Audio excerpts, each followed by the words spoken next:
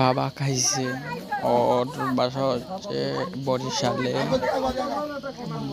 বরগুনা বাজার লঞ্চ ঘাট থেকে ধরা হয়েছে।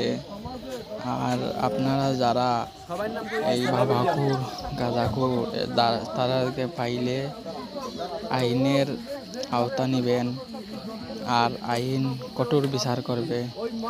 আপনাদের সবাইকে একটা কথাই বলবো, এসব মানুষ যদি থাকে দেশে, তাহলে দেশ ভালো থাকবে না, দেশ ধ্বংসের পথে চলে যাবে।